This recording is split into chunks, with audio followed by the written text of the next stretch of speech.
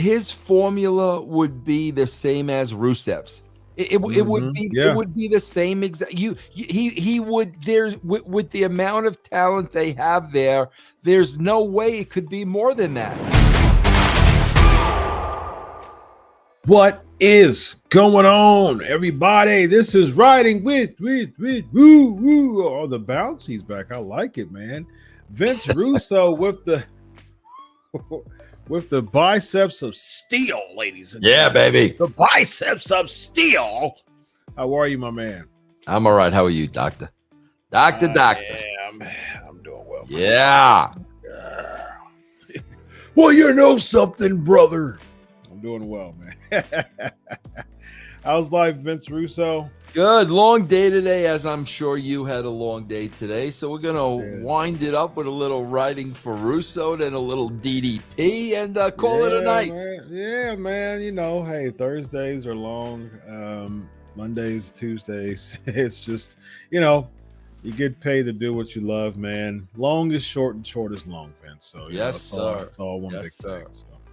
Speaking of long, though, this person, buzzing news that occurred, breaking news, Cesaro, former United States champion, multi-time tag team champion, after a 12-year stint with the WWE, stemming from his days from Florida Championship Wrestling, 11 years. He started in 2011, actually. So after 11 years, he decided not to renew his contract.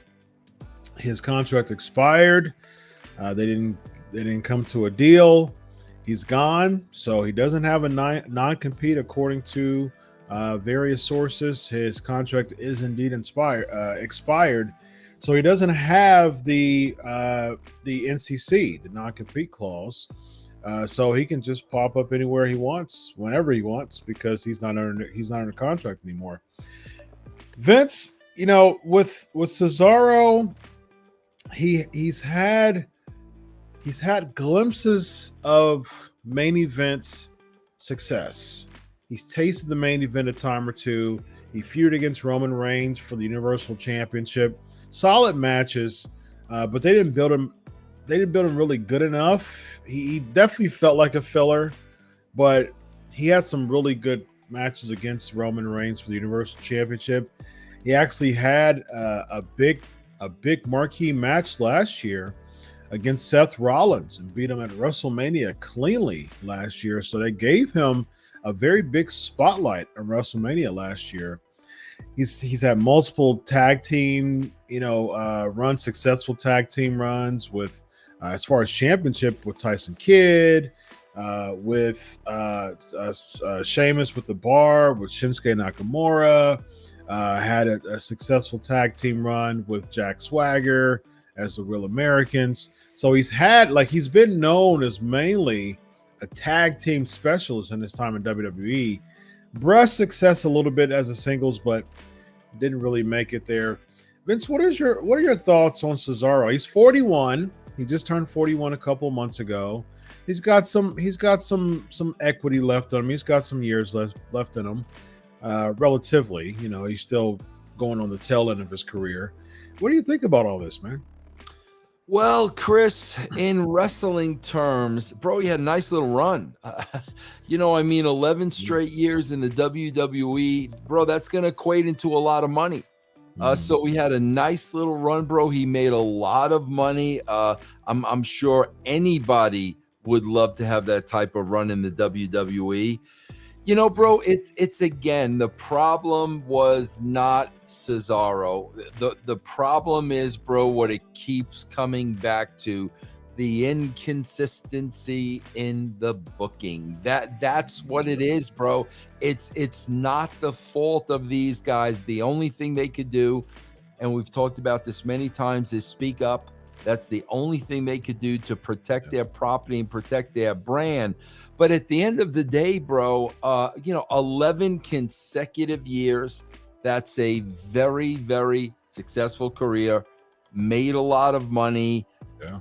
Bro, I got to tell you, stories like Cesaro, first of all, bro, How many guys is Tony Khan going to sign? I mean, really, it's getting ridiculous, bro. It is getting to the point of being ridiculous. You know, we were just talking about Buddy Murphy. Yeah. I saw he just signed somebody else from the WWE.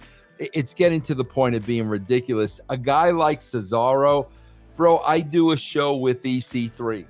And, EC3 is kind of bringing in these guys that had all the potential in the world, but never really got the real opportunity.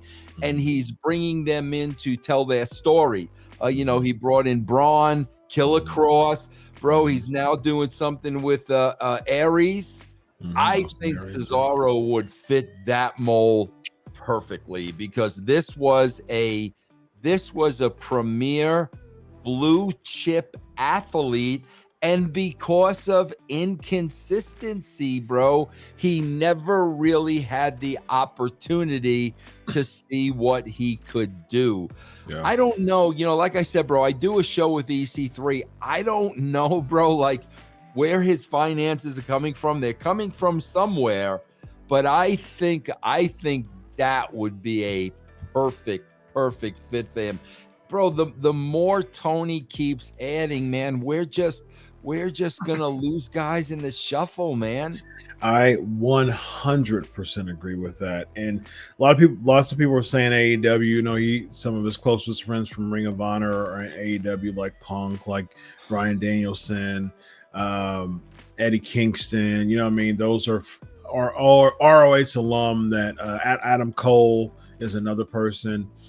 Those are ROH alum who can bring in, Claudio Castagnoli, who he was before Cesaro.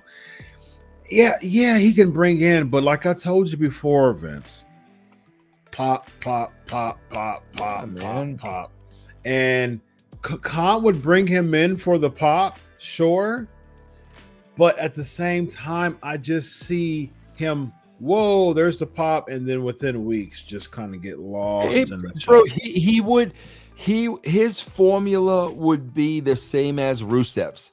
It would be the same exact. He would, there with the amount of talent they have there. There's no way it could be more than that. Yeah, I would even say less, because at least Rusev won the TNT Championship. Yeah. I don't even see Cesaro doing that much. I think he has a ton of potential. Yeah. I think the control your narrative idea is actually fitting for him, because I don't see it. I just don't see the benefits in going to AEW outside of the money. But I mean, if you wanted to keep the money, stay in WWE. There were some negotiations, and there's a lot. It's still a developing story. There's a lot with it right now, but there's a lot of things as far as why he left. A lot of it came down to financial. I've even heard a lack of push and things like that. I mean, granted, he hasn't won a match on SmackDown in 3 months, and so he hasn't been utilized very well. He teamed up with Mansoor in a tag team championship contenders match. Been teaming up with Ricochet. They just threw that together, on the tail end of Ridge Holland and Sheamus, defeats back to back. Couldn't make the Money in the Bank qualifying match. He just, there's so many things that he just wasn't able to do. Lost King of the Ring, I think, to Finn Balor, if I'm not mistaken. Lost to Finn Balor. I think he lost to Seth Rollins, if I'm not mistaken, in the Money in the Bank match. I could be off, but I think it was that. But I think at the end of the day, though, he's a good hand, as a lot of people would say. He's a good hand. Yeah, good little hand. That's a good little hand. But the problem is, with a good little hand complex, it's hard to break out of that, because people use you so much. They want to use you in the beginning. They want to use you at the end. They want to main event you for a hot second. They want to have you have a good opener. So it's really hard to get past that ceiling. Chris, I got to tell you, and I would really like to see more than this, but this really comes down to the individual. Listen, man, the guy had an 11-year run. He was there for 11 straight years. You have to assume that he made a lot of money in those 11 years. Hopefully he's a smart guy and he saved a lot of that money. Bro, I would just like to see more of these guys. Like if you're 41, bro, and you have escaped without any serious injury and without head trauma and without CTE, and you had an 11-year run where you made a lot of money and you saved it, now you're over that 40 mark. I would love to see some of these guys get into management, get into commentating, get into producing and agenting. And you know what? Bro, he becomes a commentator, and maybe once every 6 months there's that big build-up and match. I would love to see more and more guys start to think that way, because what they do, Chris, is they keep going and going and going. And, when you reach that age, in my opinion, bro, now you're rolling the dice.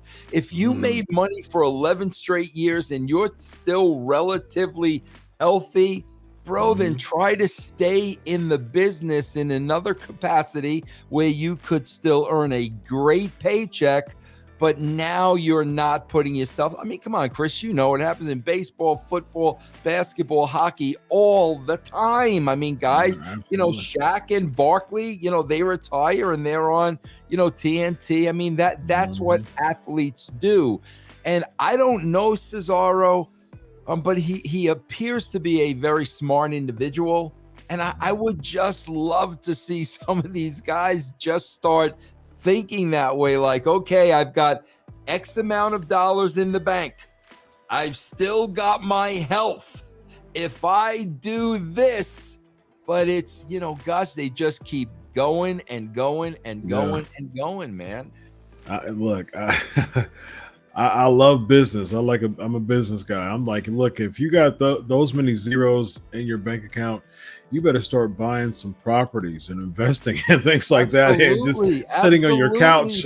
You know what I mean? Absolutely, I'm with you 100%, bro. So you don't have this. So you don't have to live and die by WWE. You know what I mean? You don't have to live and die by pro wrestling. You don't have to be, 75 years old and still, headline shows of 15 people because you need the $400, $500 that they give you. You know what I mean? Like stuff like that is just like. I understand people do it for the love. Like, for instance, I'm friends with Bill Dundee. Shout out to Superstar Bill Dundee. Hey, Chris, how you doing, mate? You know what I mean? Like, cool dude. He's up there and he's still going. He does it because he's like, if I stop doing it, like, I'll probably die. You know what I mean? Because he wants to be active. I get it. I totally understand. But there's several names, that hasn't been good with their money over the years, that still do, as a part of those mom and pop, 50 people shows at 65 years old because they need the check. Man, it's hard to see that. It really is. I saw that, Chris. I'll never forget, man. I worked an indie show, and I don't work many. That's why I remember them. It was in the fairgrounds, and it was Bill Irwin. Oh, wow. And bro, his mind was gone. I mean, the bumps and the CTE. And I'll never forget this, bro. He was wrestling like a young talent. And I was there while they were going over the match. And this young talent was laying out this match like Bill Irwin was 25 years old. And I was listening to this, and and of course he was agreeing to everything, bro. Those old timers, bro. I'm telling you, that's how Sting got hurt, because those old timers are not gonna say no. That's not what they do. And this kid was laying out all this stuff for Bill Irwin, and then when Irwin walked away, I just said to the kid, bro, like he can't do, like, what are you doing? He's not capable of doing this. You've got to make this as simple. But bro, my point is, Chris, that goes on all the time. Oh yeah. That goes on all the time with guys that shouldn't be in the ring, and they're agreeing to do all this stuff, bro, that could quite frankly kill them. That happens all the time, Chris. I've done so many media shows and independent, promotions. And I'll see different, names, and I'd be like, oh, man, like I remember when I was 10, you know what I mean? It's just like, whoa, and now I see you and you're like begging for autograph signing money. You know what I mean? It's just like, and I don't want Cesaro to go that route. And I think that, like you said, he seems like a very sharp person, a very smart person. He's still a commodity. I think he probably will go the AEW route. I just don't think I think it's a lateral move, and it might not even be a lateral move. It might be a demotion when you think about it. But at best, Vince, I don't see anything past the lateral move, unfortunately.